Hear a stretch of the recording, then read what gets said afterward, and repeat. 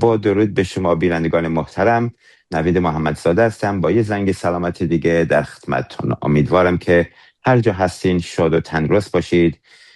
در این روزها همه شاهد بودیم که مردم ایران بعد از 45 سال با شهامت و شجاعت خاصی اومدن نه تنها به این مسئولین بیخرد کشورمان نشون دادن، بلکه همه دنیا را غافلگیر کردند و نشون دادن که وقتی مردم ایران بخواد مثل همان بابک‌های خرمدین و هزاران نفر که در طول تاریخ تونستن ایران را همچنان ایران نگه دارن، دوباره اومدن این حکومت را به زانو در آوردن و امیدوارم تا روز دوشنبه که این برنامه پخش میشه این حکومت سرنگون شده باشه و اگر هم نشده، همونجوری که رهبر خردمند این انقلاب شاهزاده خردمندمان رضا پهلوی فرمودن، در خیابونها بمونیم. یک جلسه انجمن ملی سلامت رازی را که همه از کادر درمان متعهد و علاقمند و وطن پرست و پادشاهی خواه ایران هستن برای شما ضبط کنیم و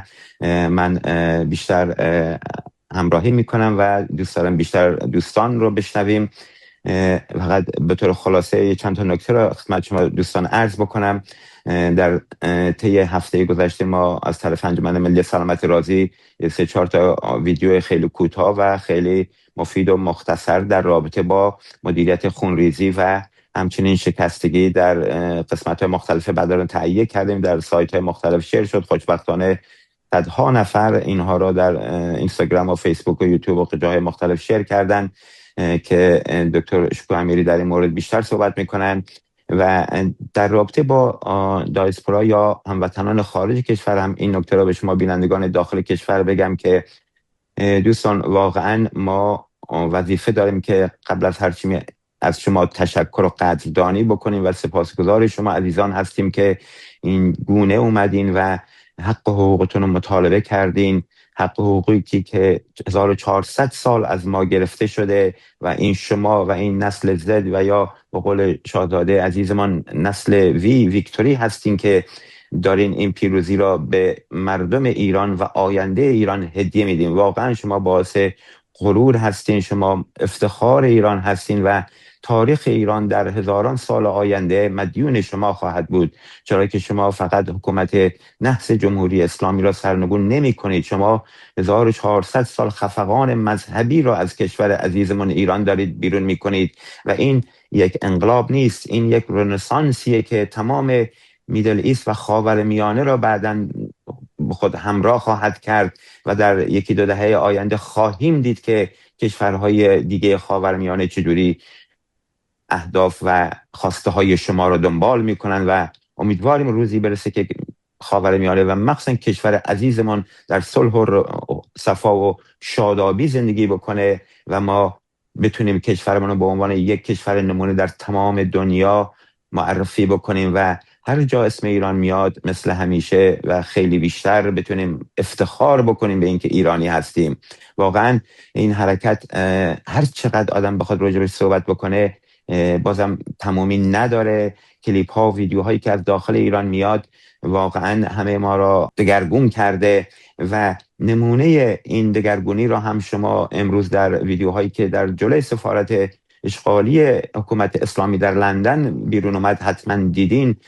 چندین هزار نفر ایرانی در جلوی سفارت اومدن و با شهامت و شجاعت و تحت سکیوریتی و حضور صدها پلیس حرفه‌ای لندن رفتن و پرچم نهضت جمهوری اسلامی را پایین کشیدن و با افتخار پرچم پادشاهی و شیر خورشید ایران رو برافراشتن. واقعا درود میگم به همه هموطنان بریتانیا و همچنین در سایر کشورهای جهان. 2 هفته است که مردم کشورهای اروپا و آمریکا و استرالیا و همه جا پا به پای شما هموطنان داخل مبارزه میکنن و اینکه حکومت اومد اینترنت رو قطع کرد و فکر کرد شاید صدای ماها خفه بشه، سخت در اشتباهه و اتفاقا به قول چندین تحلیلگر این خود یکی از ضربه های محکم به رژیم خواهد شد، چرا که مردم باهوش ما راههای رساندن صداشون رو به دنیا پیدا خواهند کرد و 10 میلیون ایرانی هموطن وطن پرست هم در بیرون در واقع صدای شما را همیشه به جهانیان رساندیم و خواهیم رساند. هموطنان از نوشتن نامه به سیاستمداران گرفته تا اعتراضات جلوی سفارت و داخل مراکز شهرهای بزرگ و دهها لابیگری و غیره واقعا دست کم نذاشتن. واقعا جا داره از هموطنان خارج کشورم که این همه سختی کشیدن و این هم مبارزه کردن قدردانی بکنیم. خب از جناب پروفسور دکتر حسین شکوه امیری دعوت میکنم. دکتر شکوه امیری بفرمایید، شما در مورد یه سری مطالب آموزنده برای بینندگان در منزل که موقع مجروح شدن و یا مسائل کمک اولیه میخواستیم برای بینندگان یه سری نکات رو بفرمایید، در خدمتتون هستیم. با درود به هموطنان غیورم در ایران و در سراسر دنیا. واقعا شما دارین حماسه میسازین و یک بار برای همیشه به امید خدا از شر این فلسفه منحوسی که 1400 سال در مملکت ما بوده رهایی پیدا خواهیم کرد. من میرم سر اصل مطلب و این هستش که اگر مجروحی شما دیدین که به اصطلاح نمیخواید بره بیمارستان و باید در منزل کاری انجام بدین، این کارا لازم هستش.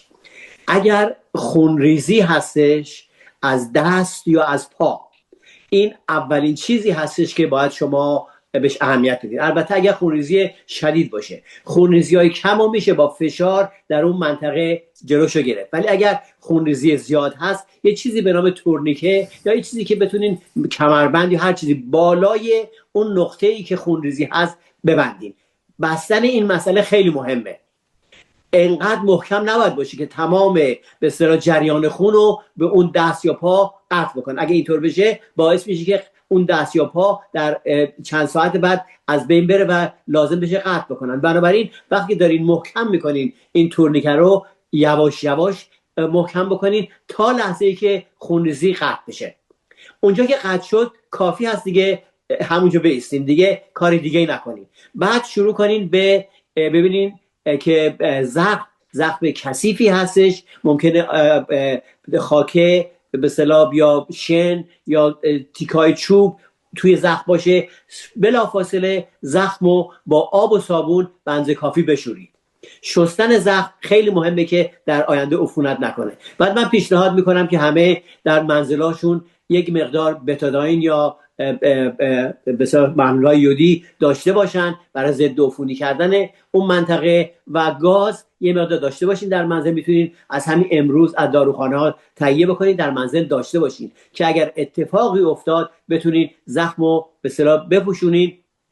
اگر آشنایی دارین که بهش قابل اعتماده، میتونه در خارج از بیمارستان دکتر یا پرستار میتونن بخیه بزنن این کار رو انجام بدن. اگه نه ببینن که وقتی که باز میکنین شما تورنیکه رو خونریزی شدیده یا خونریزی یواش یواشه. اگه خونریزی کم هستش میتونین با کم کردن به اصطلاح اون فشار روی تورنیکه یواش یواش اگه اینو بردارید، اون پلاکت های خون باعث میشه اون جایی که خونریزی میکنه رو قطع میکنه. بنابراین خونریزی قطع خواهد شد. اگه خونریزی شدید باشه احتیاج به بخیه داره که کار شما نیست و حتما باید توسط کسی بخیه زده بشه. حالا یا آشنایی که میدونید که قابل اعتماده یا ناچاران مجبور شین بریم بیمارستان. اگر از گردن هست، در ناحیه گردن با فشار میتونید رو اون منطقه خونریزی رو قطع بکنین و زخم رو تمیز کنین. تمیز کردن زخم بسیار بسیار مهمه. اگر در سر هست یا صورت هستش، اون موقع هم با فشار میتونین این کار انجام بدین، خونریزی رو جلوشو بگیرین تا اگر خونریزی مهمی هستش باید بخیه زده بشه، که این امیدوارم که کسی باشه که این کار انجام بده. اما زخمایی که به شکم یا قفسه سینه وارد میشه، اینا رو نمیتونید در خونه کاریش بکنین. هرچی بیشتر معطل بکنین بهتره. ممکنه که چندین روده سوراخ شده باشه، ممکنه که ریه صدمه خورده باشه یا به قلب چیزی خورده باشه. بلافاصله باید این ریسک رو قبول کرد و اینا رو معطل نکرد، فرستاد به بیمارستان و دیگه حالا چه خواهد شد بعدش با خدا هستش. ولی هرگز این ریسک رو نکنین که در اون لحظه اولیه بیمار از بین بره. بنابراین زخمای شکم و قفسه سینه اگه عمقی هستش باید به بیمارستان رفته بشه. اگه نه، در همون زخمای مثل زخم صورت یا گردن میتونین تمیزش کنین و به اصطلاح اونجا رو بپوشونین. اگر تنسوپلاست دارین سعی کنین زخم رو بیارین نزدیک به هم بشه لبهای زخم که زودتر جوش بخوره. اگرم نه که دیگه احتیاج به بقیه داره. امیدوارم که بتونین کسی رو پیدا کنین که این کار رو براتون انجام بده. با ما میتونین در تماس باشین 24 ساعت شبانه روز از طریق انجمن ملی سلامت رازی و مهسا میتونین این کار رو انجام بدین و ما در خدمت شما هستیم و امیدوارم که احتیاجی پیدا نشه و ما بتونیم این حکومت رو بدون خونریزی زیاد به اصطلاح سرنگون بکنیم و به آرزوی همیشگی ملت غیور ایران برسیم. سپاس از شما جناب پروفسور شکر امیری. خب دکتر سعیدی، خیلی خوش اومدین. شما رو بشنویم چه سخنی با هموطنان دارین در این شرایط خاص حساس امروز ایران.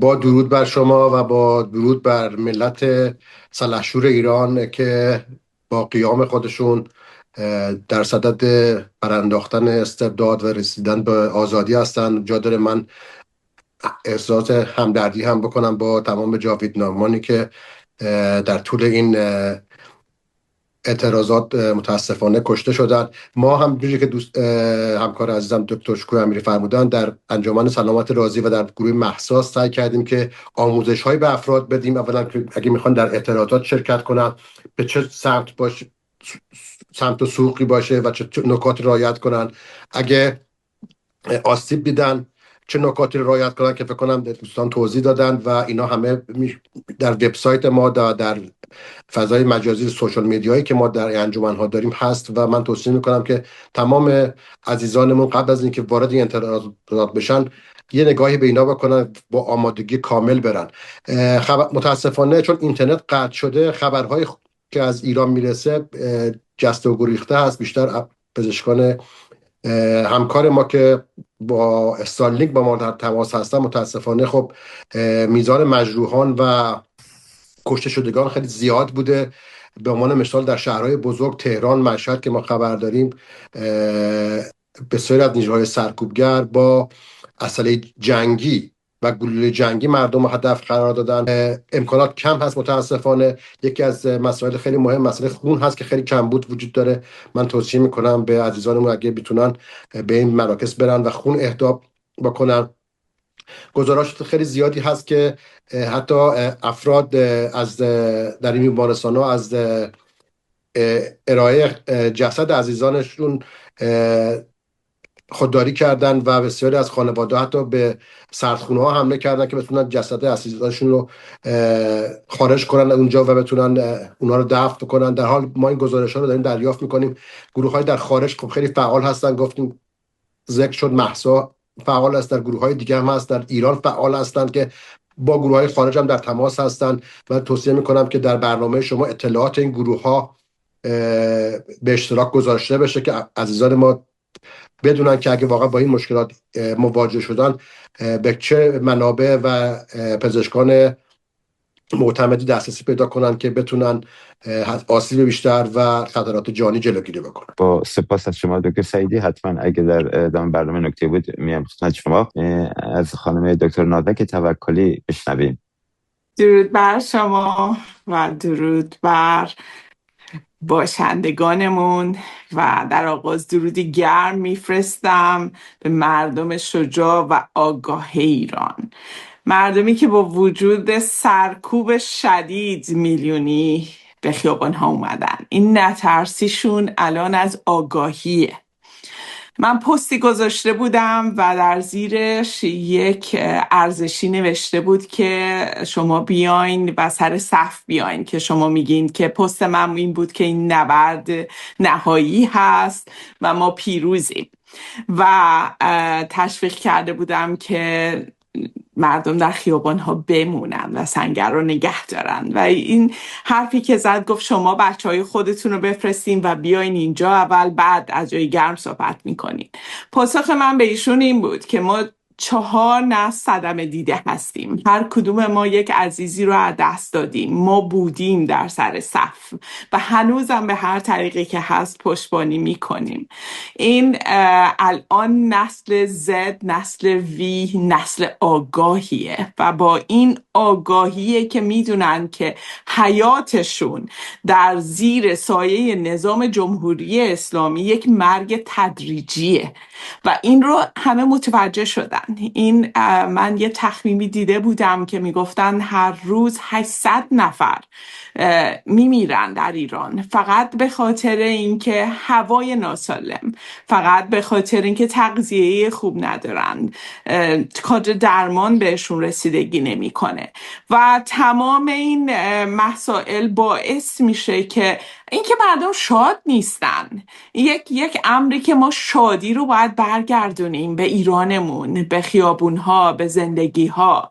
شادمانی یک اصلیه که طول عمر میاره، سلامتی میاره و جامعه سالم برای خود به همراه میاره. این خیلی امر مهمیه و ما مطمئنیم که به رهبری شهریار ایرانمون شاهزاده رضا پهلوی که من ایشون رو رضا شاه دوم اعلام میکنم، مطمئنم که میتونیم که در آینده یک کادر درمانی داشته باشیم که عادلانه باشه و برای همه مردم به صورتی باشه که واقعا بتونیم که جامعه رو سالم بکنیم، آموزش بدیم و این خودش یک امر خیلی مهمیه. ما اینجا فقط نیستیم که توصیف بحران ها رو بکنیم، ولی درباره آینده سلامت ایران هم باید صحبت کنیم، برای شکوفایی که قراره بشه و این امکان وجود داره. سلامت نه یک امتیاز باشه بلکه حق همگانی باشه و انسان ها زیر امنیت، کرامت و امید زندگی کنند. امید به فردا، امید به زندگی خوب و بهتر و این آرزوی ماست و یه جامعه سالم محصول یک حکومت سالمه و برای همگان که در خیابان‌ها هستند واقعا کلامو برمی‌دارم و میگم که براوو، شما نشون دادین که هیچی نشدنی نیست و پیروزیم و واقعا براوو.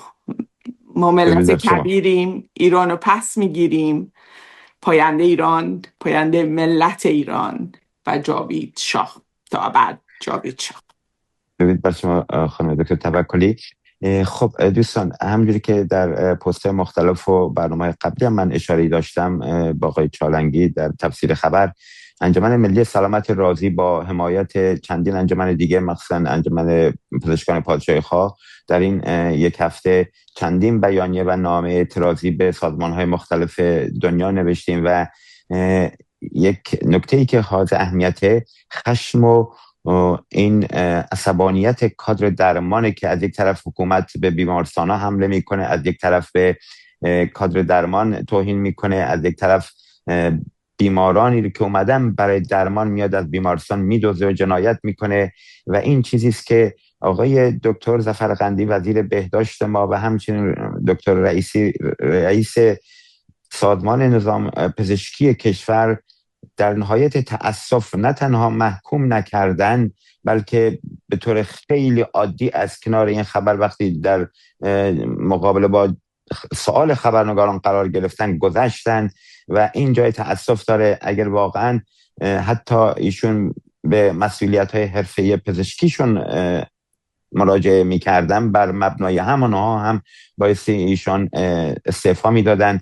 در این مورد بشنویم از پروفسور دکتر مهدی میرسعیدی در رابطه با مسئولیت مختلف نظام سلامت و انجمن‌های مختلف پزشکی. بفرمایید دکتر میرسعیدی.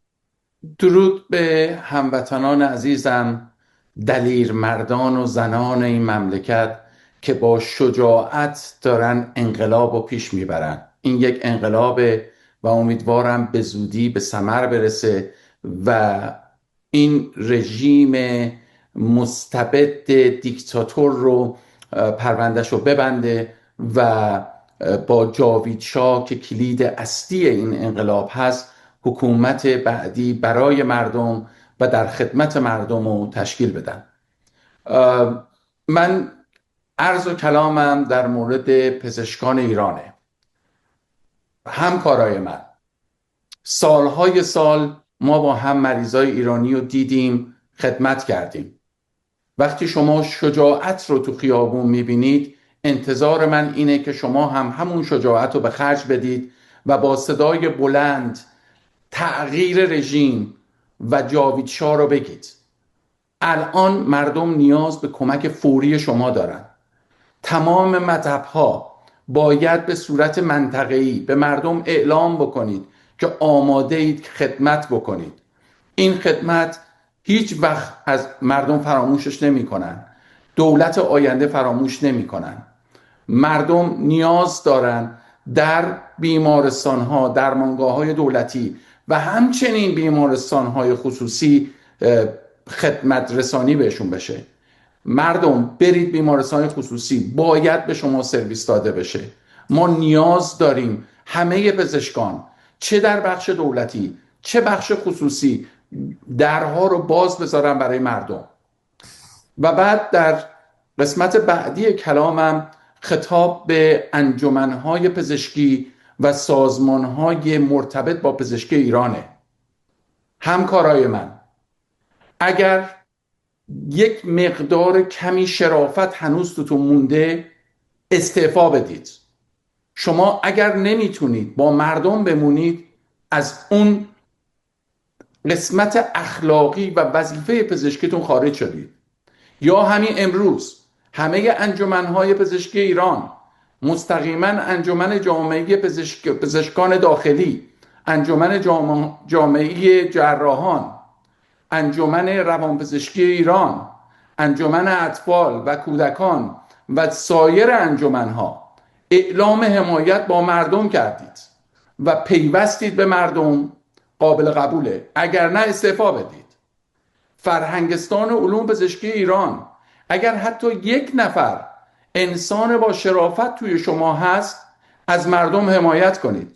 اگر نمیتونید امروز استعفا بدید. حداقل نذارید این ننگ برای همیشه برای شما باقی بمونه. درود بر شما دکتر میرسعیدی و همچنین انجمن‌های رشته‌های پیراپزشکی و سایر کادر درمان که ده‌ها رشته از روانپزشکی تا مامایی تا پرستاران عزیز و همچنین رشته‌های مثل فیزیوتراپی هم من دیدم مهدی جان، ده‌ها نفر از همکاران پزشک بیانیه دادن، کلیپ دادن، اطلاعیه دادن که بیماران رو به طور مجانی ویزیت میکنن. پس هستن هنوز پزشکانی که در فساد این حکومت غرق نشدن و حتی کسایی هم که غرق شدن هنوزم دیر نشده به مردم بپیوندن، همونجوری که گفتین. خب بریم سراغ خانم دکتر لیلا دهقان از آلمان. بفرمایید. با درود خدمت شما و همه هم‌میهنانم در جای جای دنیا. برای من از روزی که در واقع شاهزاده رضا پهلوی فراخوانشون رو دارن و با دیدن حضور مردم در خیابون‌ها پیوند شاه و ملت هستش و فکر میکنم که انقدر زیباست. نسلی که هیچ وقت در واقع شاه فقید رو ندیدن و حتی با سانسورهایی که توی ایران هست هیچ کدومشون شاهزاده رو ندیدن. اونقدر این خاندان برای ما و به ملت ما خدمت کردن که این انرژی همچنان ادامه داره و برای من خیلی خیلی باعث افتخار هستش که جزء نسلی خواهم شد که میتونم در آینده زود در کشوری زندگی کنم که شاهمون در واقع اونجا هستن و من میتونم اون سمت تاریخی رو که هیچ وقت تجربه نکردم و همیشه حسرتشو داشتم در اون باشم و امیدوارم که به زودی زود ما تاریخمون رو بسازیم و همگی به خونه برگردیم.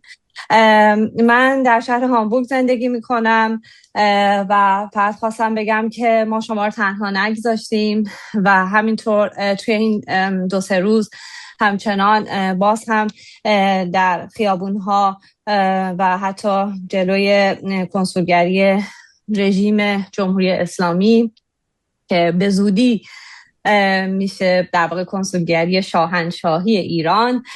اونجا جمع شدیم و تنهاتون نگذاشتیم.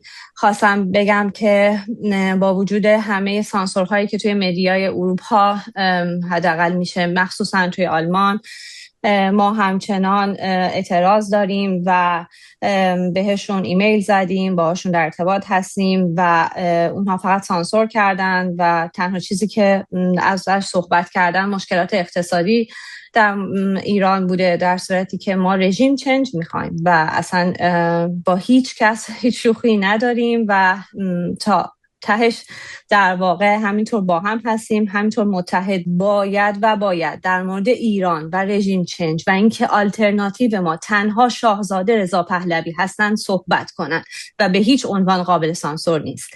پاینده ایران، جاوید شاه، به روز پیروزی. خب خیلی متشکرم و سپاسگزارم از شما بینندگان عزیز که این برنامه را دیدید و امیدوارم که در روزهای آینده و چه بسا تا موقع پخش این برنامه ایران ما آزاد شده باشه، راه دوری و زمان دوری تا آزادی ایران نمانده. از بینندگان اینجا خداحافظی میکنیم و تا هفته بعد و برنامه بعد شما همه عزیزان رو به خدا میسپارم.